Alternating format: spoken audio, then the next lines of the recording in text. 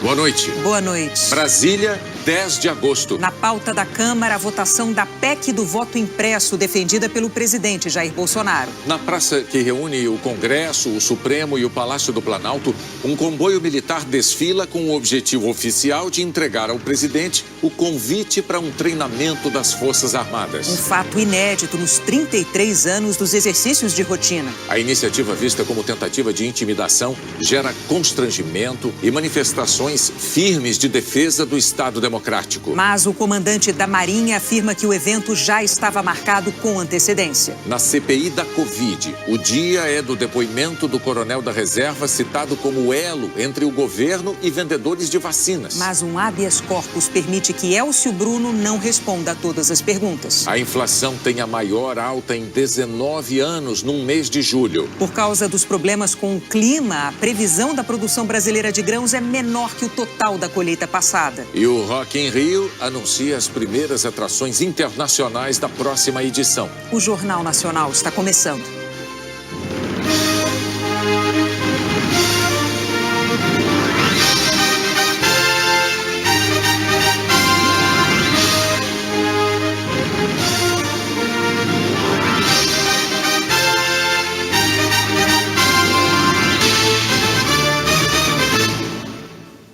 Os preços de itens básicos, como alimentos e energia elétrica, pesaram muito e contribuíram para a inflação do mês de julho ser a maior dos últimos 19 anos. A grande vilã aparece pequenininha na conta de luz. Essa bandeirinha vermelha aí é a responsável por um baita susto na hora de pagar a fatura. Por causa da seca prolongada que o país enfrenta, a bandeira teve reajuste e deixou a energia ainda mais cara. O banho no chuveiro elétrico, o uso de eletrodomésticos, a luz acesa, tudo isso aumentou 7,88% em julho. E a alta da energia contribuiu para que a inflação do mês passado desse um pulo. Foi a maior variação do IPCA no mês de julho em 19 anos. Nos últimos 12 meses, a inflação já acumula alta de quase 9%. É o índice mais alto desde maio de 2016. E está cada vez mais longe do centro da meta para o ano, que é de 3,75%. E o pior é que a conta de luz não é a única despesa essencial que está pesando no orçamento. A comida do dia a dia também está bem mais cara. Tanto que, para muitas famílias, itens da cesta básica já viraram artigos de luxo. A alta não poupou nem o mais trivial ingrediente do prato do brasileiro. Esse aqui. O arroz subiu quase 40% nos últimos 12 meses. O tomate, mais de 40%. Carne, 34%. E o óleo de soja, mais de 80%. E já sumiu das cestas básicas. Pelo menos nas que o Júnior distribui numa comunidade do Rio, óleo não vem mais. Mas em cima da necessidade das famílias, nós temos que passar, né? Tem que doar sem óleo. Porque não pode ficar alimento aqui parado com as pessoas precisando. Para as famílias de baixa renda, que comprometem boa parte do orçamento com comida, a inflação da cesta básica foi assustadora. Alta de 25% nos últimos 12 meses, segundo um levantamento feito pela FGV com dados do IBGE. Quase 3 vezes mais que a inflação média. 25% de aumento equivale a 1/4 a mais de preço. Se um produto custava R$10, hoje ele custa R$12,50. Nossa meta de inflação era 3,75. Então, quando a gente comenta que um grupo importante dos itens que a gente acompanha a variação de preço subiu 25%, olha o quão distante esses produtos estão da meta de inflação. O dinheiro extra que o Robson conseguiu na reciclagem garantiu hoje a primeira compra de carne em quase um mês. 2 bifes, um para ele e o outro para a esposa. Aí depois, lá para dia 20, nós vamos pensar em carne de novo, né? E assim o prato do dia a dia vai perdendo o sabor. A inflação vai deixando a vida mais amarga. E o clima não está ajudando. A previsão da produção brasileira de grãos deste ano é menor do que o total da colheita do ano passado. Na propriedade em que o Marcos gerencia em Mato Grosso, a colheita de milho apresentou resultados abaixo do esperado. a produtividade vai ser menor do que na safra passada. A gente tinha uma perspectiva de quando plantou, no plantio de colher aí, fechar uma média geral das lavouras na faixa de 125, 120 e vamos se apertar para chegar nos 95 sacos por hectare. Uma perca aí de uns 30% com certeza vai ter na safra do milho. Aqui nesta fazenda a colheita já terminou. A produtividade ficou em 90 sacas por hectare, 33% a menos que no ano passado. Com isso, parte do milho que já havia sido negociado com o armazém não foi entregue. Me faltou 6 mil sacas e fechar um contrato, né? Mas estou negociando com a empresa de entregar o ano que vem pelo valor que foi comercializado. Segundo a Conab, a produção de grãos na safra 2020 e 2021 deve ficar em quase 254 milhões de toneladas, 1,2% menor do que a da safra passada. A queda vai ocorrer principalmente por causa da redução da colheita de milho. O motivo dessa queda são fatores climáticos. Nós tivemos uma combinação de fatores, escassez hídrica e baixas temperaturas. No entanto, o problema dessa safra começa muito antes. Começa lá no plantio da soja, que foi atrasado em decorrência da falta de chuvas. Lembrando que boa parte da produção brasileira de milho, por aproximadamente 70% dela, é feito na mesma área de produção de soja. Então, quando você atrasa o plantio, você da soja, você atrasa também o do milho e, consequentemente, você perde o correto e exato momento de plantio e colheita. Tem chuva chegando por aí, né, Anne Lotterman? Boa noite. Tem, é muito bem-vinda, viu, Bonner? Boa noite para você, para Renata, boa noite a todos. De amanhã até sexta, a chuva pode ser forte e volumosa, principalmente no litoral de São Paulo, Paraná e também de Santa Catarina. Os volumes acumulados podem chegar aos 130 milímetros, o que representa muito mais do que a média de chuva normal para todo o mês de agosto. Entre as cidades onde há grande probabilidade de chuva volumosa estão Santos, no litoral de São Paulo, com 40 milímetros na quinta-feira, e também Florianópolis. O motivo para essa chuva está aqui, ó, uma frente fria, ela vai passar e em seguida o vento desse sistema aqui de alta pressão, ele vai ficar jogando muita umidade do mar para o continente. Esse sistema vai ficar atuando por alguns dias aqui no mar. E além de umidade, joga o ar frio que vai provocar queda nas temperaturas. Em Porto Alegre, a máxima nesta quarta-feira não passa dos 15 graus, Curitiba 17, São Paulo 20, Rio de Janeiro e Campo Grande máxima de 27 graus. Na área de Bagé até Uruguaiana, que está marcado aqui no nosso mapa, é onde pode gear, é onde as temperaturas devem ficar aí na casa dos 4 graus nessa madrugada, bem fria. Quem é que não vai se livrar do veranico nesse inverno? Olha só, o veranico está bem forte no norte do país, viu? Palmas e Porto Velho com máxima de 36 graus. Rio Branco, 35. Macapá e Teresina, máxima de 34 graus. Manaus, 33. E aí, Boa Vista, Belém, Fortaleza, Cuiabá e Goiânia, 32 graus. Em parte do norte, centro-oeste, sudeste e nordeste, além de quente, vai estar seco. A umidade do ar fica abaixo dos 20% em toda essa área laranja aqui no nosso mapa e o ideal, segundo a Organização Mundial da Saúde, é a umidade na faixa dos 60%. A chuva no norte, ela está recuada e mesmo nessa área verde ela chega em forma de pancadas rápidas e bem isoladas, ou seja, ela não vai cair em toda essa área, mas em alguns pontos. Chove também do Maranhão até o leste de Alagoas. No nordeste, a chuva vai ser forte na região do Recife, onde a máxima chega aos 27 graus, em João Pessoa com 26 e também em Maceió, onde a máxima é de 28 graus. Bonner, Renata, até amanhã. Obrigado, Anne, até amanhã. A polícia de Roraima prendeu um suspeito dos ataques a uma comunidade Yanomami. Janderson Cavalcante Alves estava foragido por tráfico de drogas. Neste vídeo, ele percorre o rio Uraricoeira com outros garimpeiros carregando pistolas, espingardas e fuzis. Segundo a polícia, o grupo atacou a aldeia Palimiú no início de maio em represália às barreiras que os índios montaram para impedir o acesso de garimpeiros. Uma advogada americana abriu um processo civil por abuso sexual contra o príncipe Andrew da Inglaterra.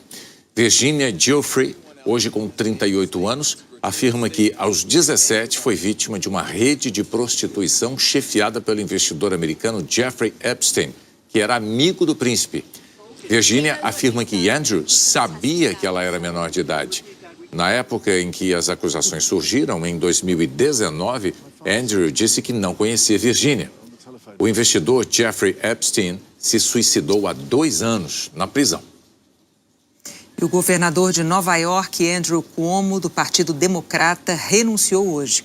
Um relatório divulgado há uma semana concluiu que ele assediou sexualmente 11 mulheres, violando leis federais e estaduais. Cuomo negou as acusações e pediu profundas desculpas às mulheres que ofendeu. Em 2 semanas, ele vai entregar o cargo para a vice-governadora Kathy Hochul. Vai ser a primeira mulher a governar o estado de Nova York. A seguir, o Rock in Rio anuncia as primeiras atrações internacionais da próxima edição. Lionel Messi se apresenta ao Paris Saint-Germain.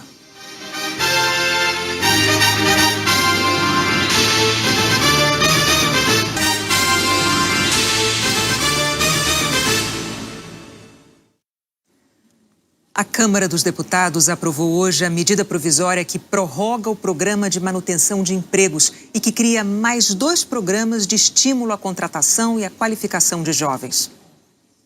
A medida provisória prevê mais uma rodada do Programa Emergencial de Manutenção do Emprego e da Renda, com acordos para a redução de jornadas e salários dos funcionários e a suspensão dos contratos de trabalho, o que tem dado fôlego a empresas durante a pandemia para manter os empregos. Na mesma MP, o governo incluiu outros 2 programas. O objetivo deles é estimular a contratação de jovens. O Priori, Programa Primeira Oportunidade e Reinserção no Emprego, é voltado a jovens de 18 a 29 anos, no primeiro trabalho com carteira assinada. E também a pessoas com mais de 55 anos, sem emprego há mais de 12 meses. Os contratos são de até 2 anos com jornada máxima de 44 horas semanais. Os trabalhadores poderão receber até 2 salários mínimos. O governo reduziu a alíquota de recolhimento do FGTS, uma maneira de incentivar as empresas a contratarem pelo programa.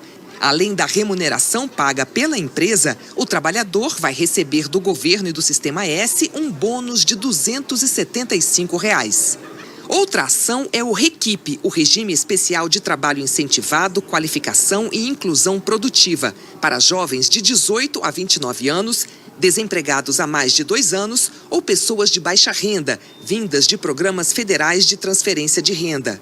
Como não há vínculo formal de trabalho, o programa prevê o pagamento de uma bolsa, metade bancada pela empresa, metade bancada pelo governo e Sistema S, num total de R$ 550. A jornada de trabalho poderá ser de até 22 horas semanais. As empresas terão que obrigatoriamente ofertar qualificação profissional aos bolsistas. O horário de trabalho terá de ser compatível com a frequência à escola. O Ministério Público do Trabalho levantou dúvidas sobre os direitos dos jovens, mas o professor José Pastore, especialista em relações do trabalho, afirma que os 2 programas estão no caminho certo. Os 2 grupos que têm mais dificuldade de adentrar no mercado de trabalho são os jovens e aqueles que têm mais de 55 anos, digamos meia-idade, né? Por quê? O jovem não tem experiência ainda. Aquele que é de meia-idade perdeu a habilidade que tinha em função das novas tecnologias, ou nunca teve. Eu acho que são focos que devem ser privilegiados. Eu acho que são 2 grupos que merecem uma atenção especial para poder, ao longo do tempo, serem ajudados na inserção no mercado de trabalho. O relator da medida provisória na Câmara esclarece que não há ameaça aos direitos trabalhistas. Ele defende a necessidade de medidas para criar e manter empregos para os jovens e também para estimular a retomada da economia. Esses programas, na verdade, eles são extremamente positivos. Não ameaçam nenhum direito, nem a questão de vale-transporte, muito menos ele reduz o alcance dos programas de aprendizagem já colocados hoje. Na verdade, esses programas promovem incentivos para que as empresas possam se sentir de alguma maneira compelidas a fazer com que essas vagas que surjam na retomada da economia sejam direcionadas aos jovens em situação de maior vulnerabilidade social, aqueles mais pobres, pessoas com mais de 55 anos, enfim. São programas que buscam fazer entre a informalidade, que hoje alcança mais da metade da população, e a CLT plena um caminho, uma escada ou uma rampa de redução das desigualdades. A medida provisória começou a ser votada hoje. O texto base foi aprovado agora à noite. Os deputados ainda precisam votar os destaques, que são as propostas de mudança ao que foi aprovado. Depois de passar na Câmara, a MP segue para o Senado. Faltam 14 dias para o início das Paralimpíadas no Japão. E alguns integrantes do time brasileiro não estão conseguindo treinar. Mesmo com um teste negativo para a Covid, 27 competidores estão isolados em hotéis em Hamamatsu, porque eles tiveram contato com 2 membros da delegação que testaram positivo. Eles mapearam todas as pessoas que estiveram próximas e as separaram do restante do grupo.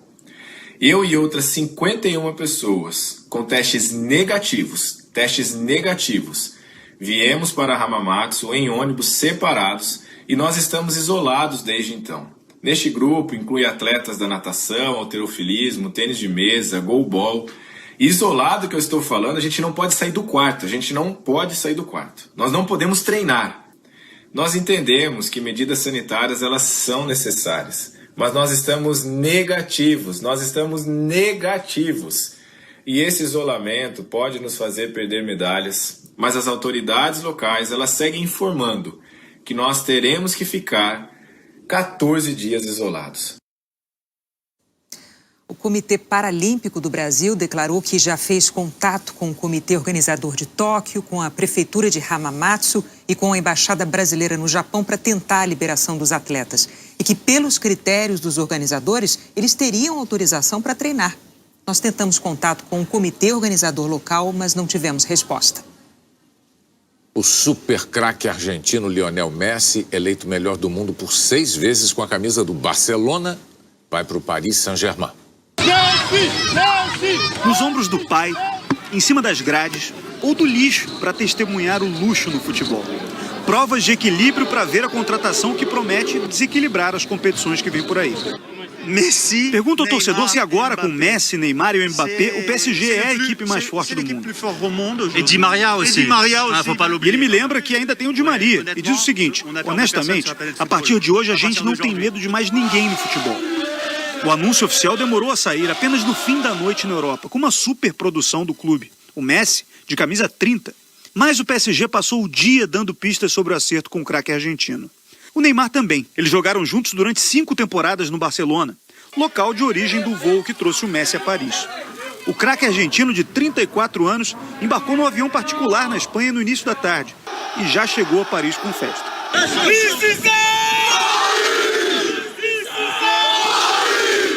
Esse torcedor me falava que a contratação do Messi vai fazer o campeonato francês crescer quando começou uma correria. Depois de fazer os exames médicos, às 6 horas e 45 minutos daqui de Paris, o Messi apareceu no Parque dos Príncipes, para surpresa da torcida, que mesmo sem ter certeza de que ele viria, ficou esperando e foi recompensada.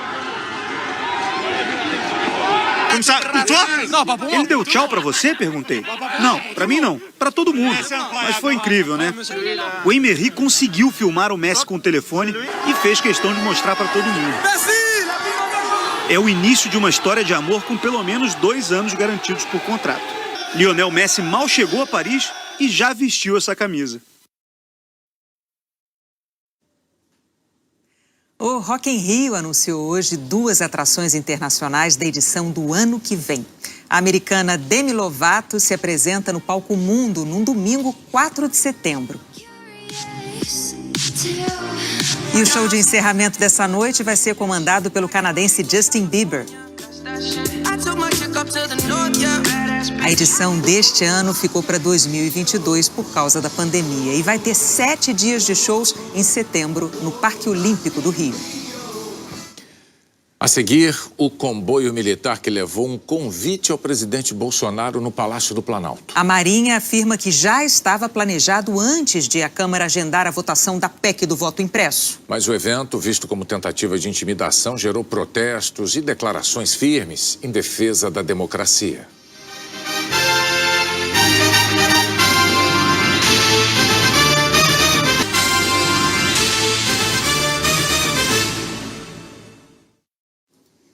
O senador José Serra, do PSDB de São Paulo, vai se licenciar por 4 meses para tratamento médico. Ele tem Parkinson em estágio inicial.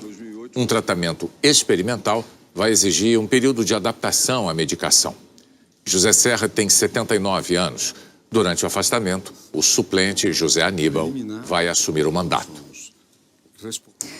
A CPI da Covid interrogou hoje um personagem envolvido nas negociações suspeitas de vacina da Davat. O coronel Elcio Bruno Almeida é presidente do Instituto Força Brasil, uma entidade de apoio ao presidente Jair Bolsonaro, acusada pela cúpula da CPI de patrocinar campanhas contra vacinas, em defesa de medicamentos sem eficácia contra a Covid e antidemocráticas contra a própria comissão e o Supremo Tribunal Federal. Apesar de defender publicamente a destituição de ministros do STF, o coronel recorreu ao tribunal para pedir o direito de permanecer em silêncio.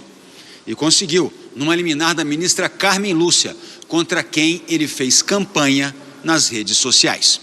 O coronel Elcio Bruno foi citado por Luiz Dominguete e Cristiano Carvalho, representantes da empresa americana Davat, como quem marcou o encontro no Ministério da Saúde para negociar a compra de 400 milhões de doses da vacina AstraZeneca. A AstraZeneca nunca autorizou a Davat a vender vacinas em nome do laboratório. Ele disse que não conhecia Dominguete e Cristiano e que levou os dois para uma conversa com o secretário executivo do Ministério da Saúde, coronel Elcio Franco, a pedido do reverendo Hamilton Gomes de Paula, também acusado pela CPI de tentar usar de influência política para negociar as vacinas.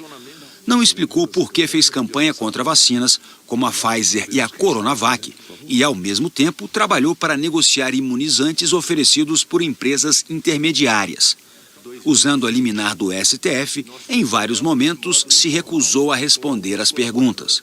A negociação de vacinas e outros produtos farmacêuticos é parte do escopo de atuação da entidade? Senador, sobre este ponto, por orientação dos meus advogados, permanecerei em silêncio. Como Vossa Senhoria se aproximou dos gestores do Ministério da Saúde? Por orientação dos meus advogados, permanecerei em silêncio. A tropa de choque governista manteve o discurso de que o Ministério não gastou nenhum centavo, nem assinou contrato com os representantes da Davat, e evitaram fazer perguntas ao coronel sobre as negociações. Elcio Bruno não quis dizer os nomes dos parlamentares com quem mantém contato frequente, mas confirmou que fez campanha para Bolsonaro e que esteve com ele depois da posse. Elcio Bruno foi questionado pelos senadores sobre as fake news e publicações antidemocráticas no site do Instituto Força Brasil. Numa delas, por exemplo, chamou os senadores da CPI da Covid de picaretas. Vossa Senhoria, quando julgou todos nós, chamou todos nós de picaretas, infringiu o Código Penal, porque injuriou cada membro dessa CPI. Então, acho que um pedido de desculpa evitaria qualquer tipo de processo criminal contra Vossa Senhoria. Com certeza, senador. O vice-presidente da CPI, Randolfo Rodrigues, da Rede, destacou que o empresário Otávio Facuri, vice-presidente do Instituto Força Brasil, é um dos principais financiadores da divulgação de fake news antidemocráticas contra adversários políticos do presidente Bolsonaro e o Supremo Tribunal Federal. Por conta disso, Facuri é investigado em 2 inquéritos que correm no STF. Randolfo citou vários encontros do coronel com o ex-ministro do Meio Ambiente, Ricardo Salles, com o vice-presidente Hamilton Mourão e com Bolsonaro, para mostrar a ligação dele e do governo com mensagens nas redes sociais impulsionadas por robôs. Mais uma vez, o coronel Elcio Bruno, que confirmou ser consultor no Brasil de uma empresa americana de inteligência, que fechou contratos de 33 milhões de dólares com o Ministério da Defesa, se calou diante da acusação. A taxa de transmissão do coronavírus no Brasil caiu de 0,97 para 0,9 esta semana, segundo o levantamento do Imperial College de Londres. Em tese, isso significa que cada 100 pessoas infectadas contaminam outras 90. Foi a 7ª semana seguida com taxa de transmissão abaixo de 1. Isso indica desaceleração da pandemia. Vamos então agora aos números da pandemia e da vacinação reunidos pelo consórcio de veículos da imprensa. Boa noite, Fábio Turci. Boa noite, Renata, Bonner. Boa noite para todos. Nas últimas 24 horas, o Brasil registrou 1.183 mortes. 564.890 pessoas já perderam a vida com a Covid. 35.245 novos casos foram confirmados de ontem para hoje. O total é de 20.213.388. O Brasil tem, em média, 32.474 novos casos por dia, queda de 30% em 2 semanas. E a média de mortes está em 899 por dia. É menos 17% na comparação com a média de 14 dias atrás, também tendência de queda. 2 estados e o Distrito Federal aparecem com alta na média de mortes em vermelho. As maiores altas foram em Roraima e Rio Grande do Norte. Em estabilidade, em amarelo, são 12 estados e em queda, em azul, 12 estados também. As maiores reduções foram registradas hoje no Acre e no Rio Grande do Sul. Agora os números da vacinação. Nas últimas 24 horas, o país registrou a vacinação de 1.259.076 pessoas com a primeira dose e 752.005 com a segunda ou a dose única. O total do dia passou de 2 milhões de vacinados. Até agora, 109.208.435 brasileiros receberam a primeira dose, isso equivale a 51,57% da população, e 46.902.420 pessoas receberam a segunda dose, ou a dose única. São 22,15% da população. Os cientistas sempre reforçam que a proteção máxima contra o coronavírus vem 2 semanas após a segunda dose, ou a dose única. Agora no mapa, o verde mais escuro mostra os estados mais adiantados na vacinação completa, com destaque dos 5 primeiros. Então são Mato Grosso do Sul, Rio Grande do Sul, São Paulo, Espírito Santo e Santa Catarina. Outras informações em g1.com.br/coronavírus. Renata, Bonner. Obrigado, Fábio. Até amanhã. Algumas prefeituras estão obrigando os funcionários a se vacinar. A Prefeitura de Betim, na região metropolitana de Belo Horizonte, determinou que a vacinação é obrigatória para trabalhadores de órgãos municipais, fundações e autarquias. E que os funcionários não podem escolher a marca da vacina. Quem se recusar pode até ser demitido por justa causa. É certo que protege todo mundo, protege quem está sendo atendido e quem está atendendo. Aqui em São Paulo, a Prefeitura tomou uma decisão igual à de Betim. A regra já está valendo para os mais de 115 mil servidores da administração direta ou indireta. Quem recusar a vacina sem apresentar motivos de saúde poderá ser demitido. O secretário executivo de gestão diz que falta agora preparar os mecanismos de fiscalização. A controladoria vai criar normas de controle junto com a Secretaria da Saúde para que todos os funcionários apresentem a comprovação da vacinação. O Sindicato dos Servidores Municipais de São Paulo também defende a obrigatoriedade da vacinação. A discussão também está no setor privado.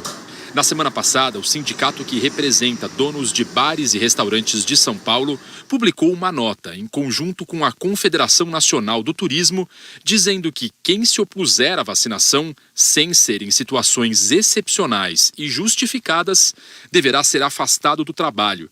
E o empregador poderá aplicar sanções, inclusive a despedida por justa causa. O Sindicato dos Trabalhadores do setor afirma que não assinou esse acordo com o sindicato patronal e é contra, alegando que a medida atenta contra a liberdade individual. Mas o Tribunal Regional do Trabalho de São Paulo não entende assim. Não se mostra razoável aceitar que o interesse particular do empregado prevaleça sobre o interesse coletivo, escreveu o desembargador que relatou a ação de uma auxiliar de limpeza que trabalhava num hospital e se recusou a tomar a vacina sem apresentar qualquer justificativa. Por unanimidade, os 3 desembargadores consideraram legítima a demissão por justa causa, por ato de indisciplina e insubordinação. E destacaram que o empregador estava cumprindo seu dever de oferecer um ambiente de trabalho salubre e seguro.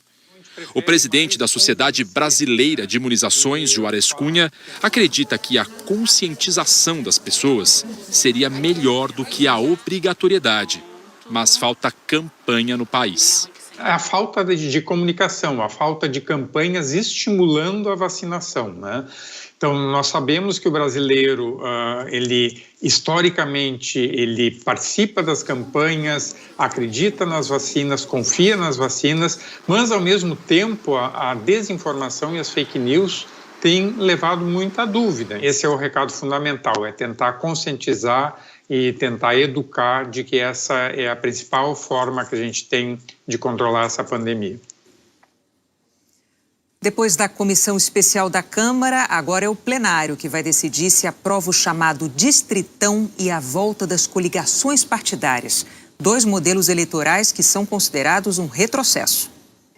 Na comissão especial, o texto foi aprovado ontem à noite por 22 votos a 11 e as mudanças valeriam já para a próxima eleição. Um dos pontos mais polêmicos é o chamado distritão. Hoje, o sistema para eleger deputados e vereadores é o proporcional. As vagas são distribuídas proporcionalmente ao número de votos que candidatos e partidos recebem. No distritão, são eleitos os candidatos mais votados, num sistema que não leva em conta os votos dos candidatos perdedores e nos partidos. Essa proposta já foi rejeitada 2 vezes pelo plenário da Câmara, em 2015 e em 2017. Segundo deputados, o distritão dificulta a renovação de parlamentares.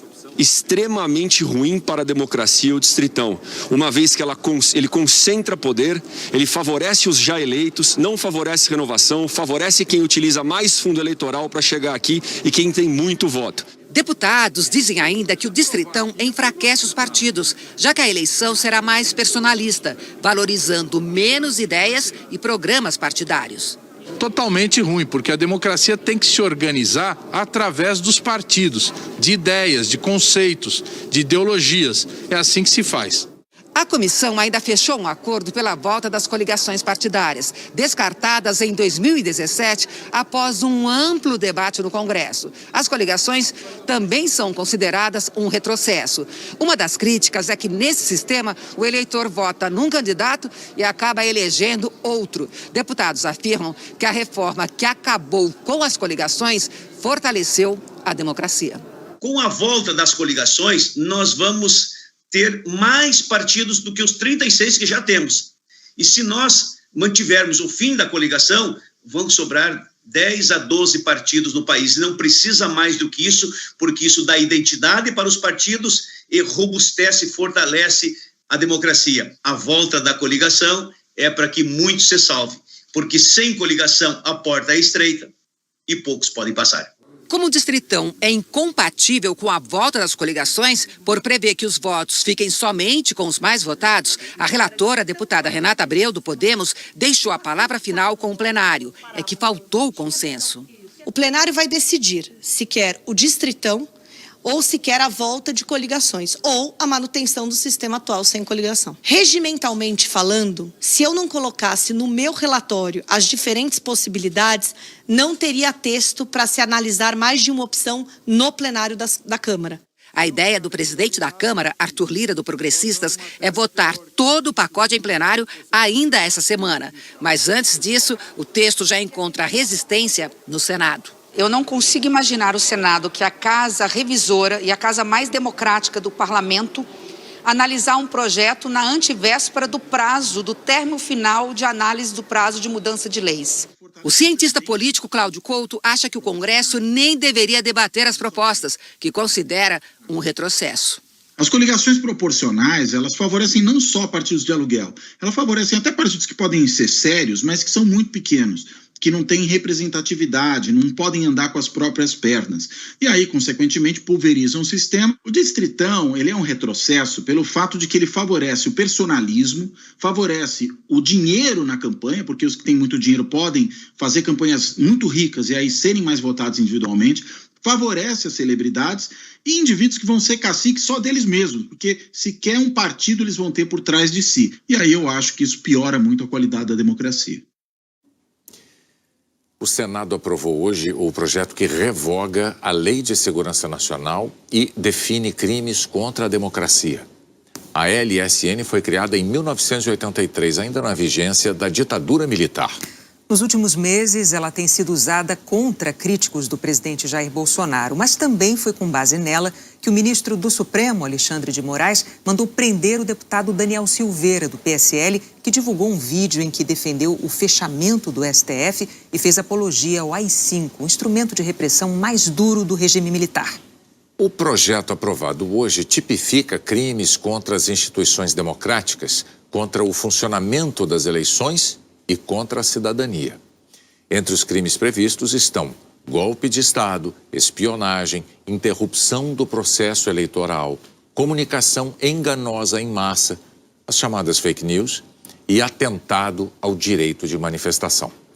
O projeto também deixa explícito que não serão considerados crimes contra o Estado Democrático de Direito a manifestação crítica aos poderes constitucionais, a atividade jornalística e a reivindicação de direitos e garantias constitucionais por meio de passeatas, reuniões, greves, aglomerações ou qualquer outra forma de manifestação política com propósitos sociais.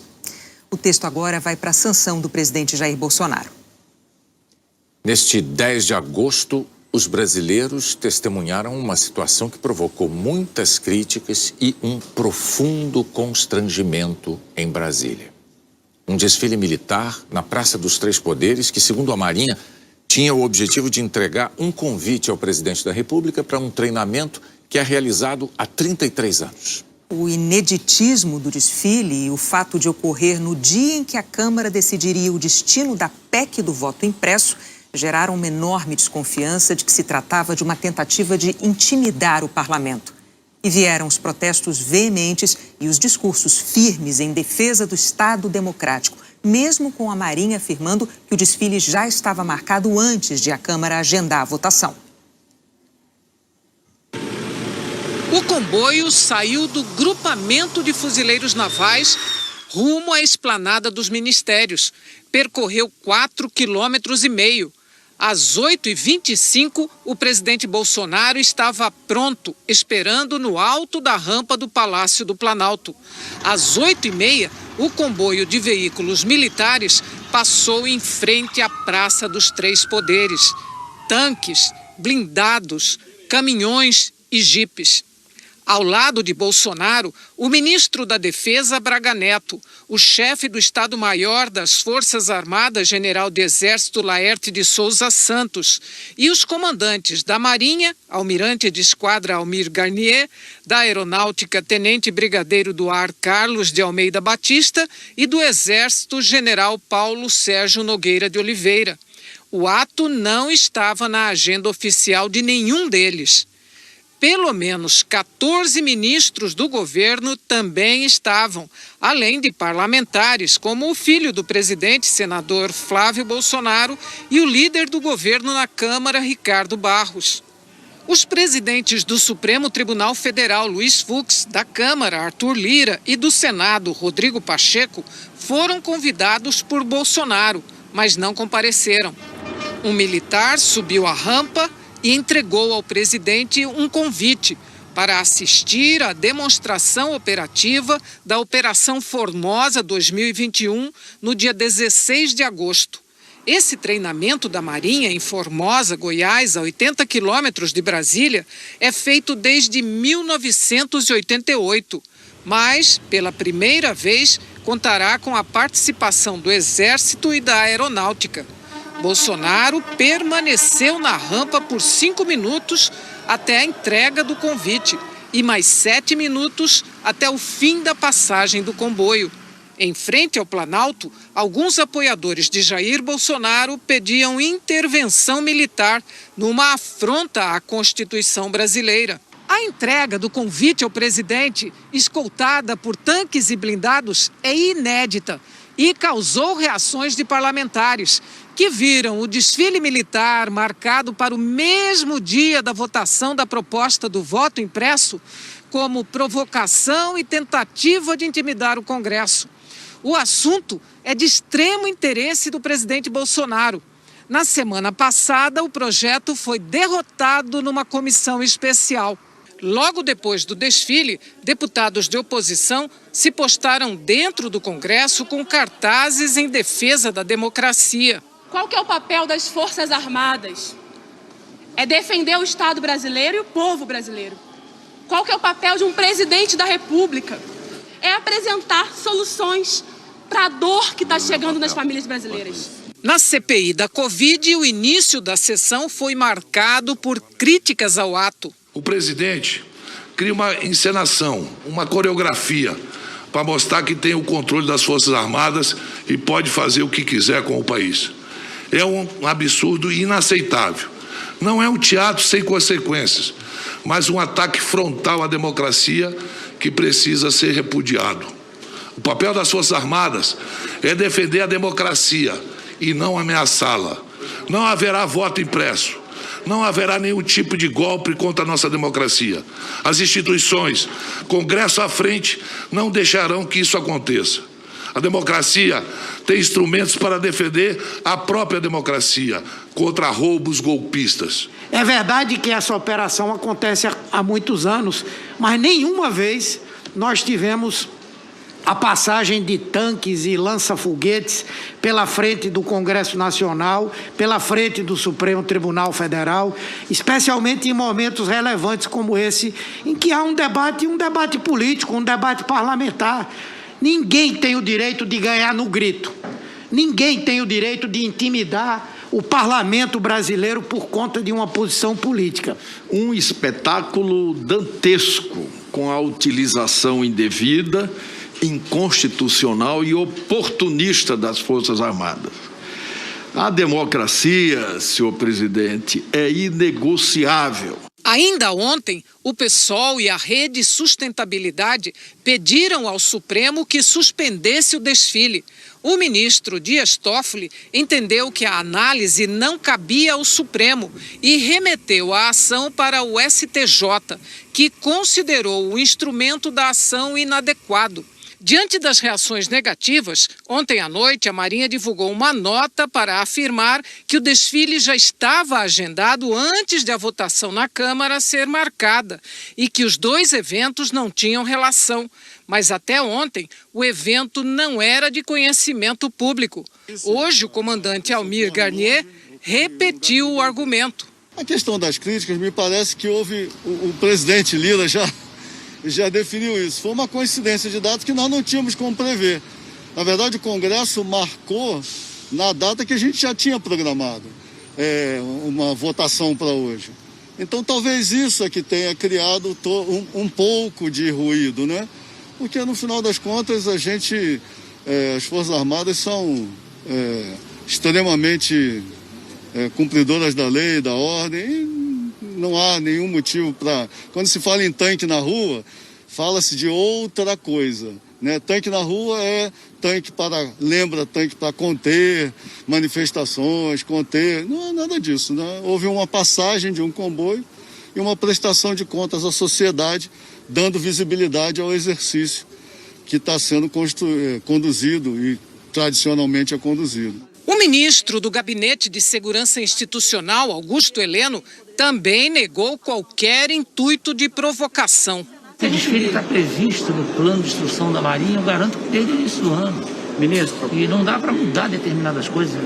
É o que eu estou dizendo, é um exercício caro, planejado com antecedência, e não havia nenhuma intenção de fazer provocação, de fazer uma demonstração de força, nada disso. Os veículos militares ainda ficaram algumas horas estacionados na esplanada dos ministérios. No fim do dia, todos já tinham ido para Formosa. O desfile militar desta terça-feira foi abordado também pelos presidentes das duas casas legislativas. Eu falei ontem, e nós estamos numa democracia, e eu disse ontem que não é usual, muito embora a questão da operação de Formosa ela aconteça desde 88, nunca houve um desfile dos veículos bélicos pela esplanada, né?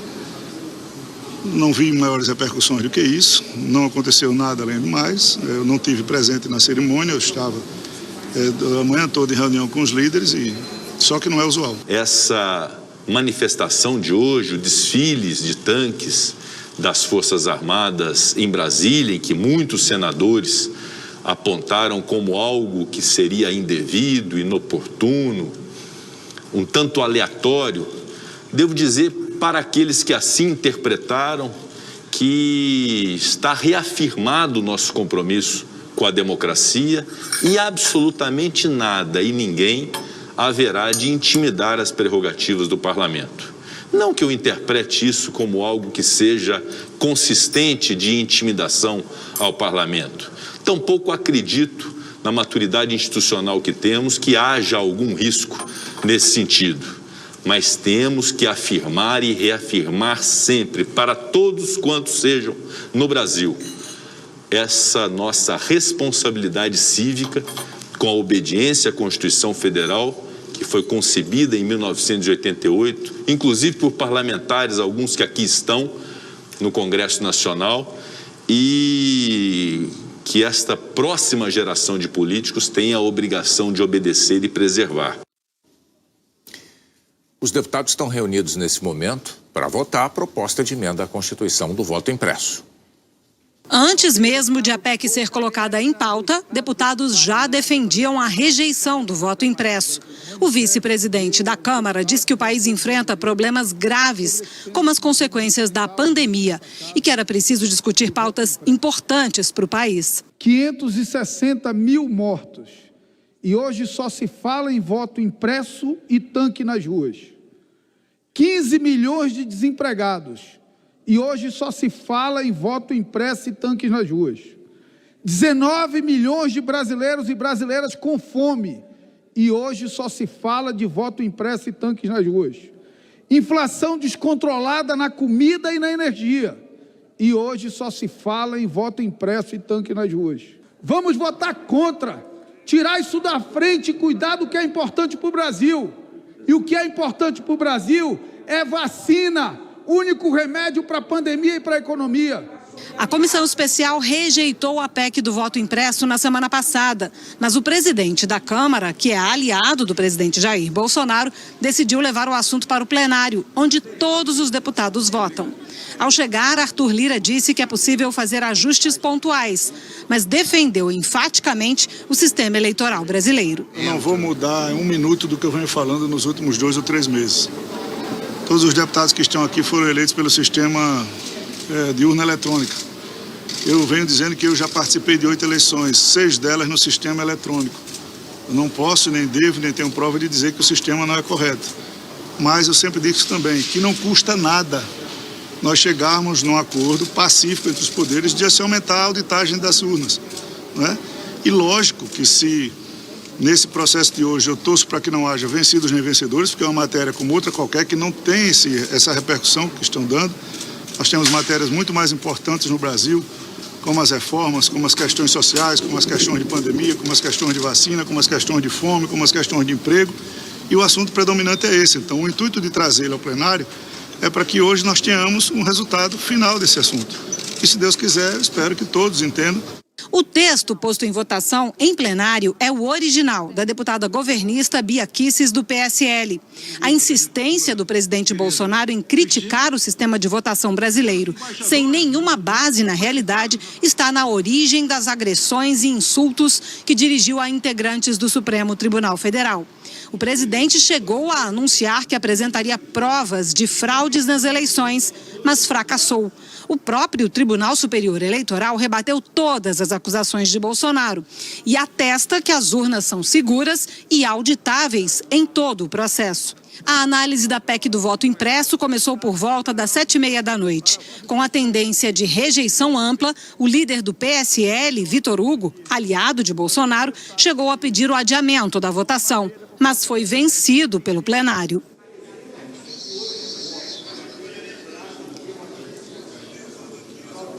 Bem, nesse momento aqui na Câmara, os deputados já estão votando, voto eletrônico aqui, enquanto os partidos políticos encaminham, dizem se são favoráveis ou contra a proposta. Durante os debates, os deputados que se manifestaram a favor do voto impresso, quase todos repetiram os argumentos usados pelo presidente Bolsonaro e foram questionados pelos colegas que são contrários a essa mudança, que fizeram questão de lembrar que todos os deputados e também os senadores que estão hoje no Congresso foram eleitos, e muitos deles reeleitos, pelo sistema de voto eletrônico, com a urna eletrônica. Então não faria muito sentido questionar isso agora. Vamos lembrar que essa é uma proposta que modifica a Constituição. Para ser aprovada, são necessários 308 votos em 2 votações aqui na Câmara e outras 2 no Senado. Mas se nessa primeira votação que está acontecendo agora, o texto não conseguir 308 votos, pelo menos 308 votos, ele será arquivado e não passará por novas votações. Bonner, Renata. Obrigada, Geisa Duarte, ao vivo de Brasília. Você vai ter todos os detalhes dessa votação logo mais no Jornal da Globo, depois de Ilha de Ferro e Profissão Repórter. Boa noite. Boa noite e até amanhã.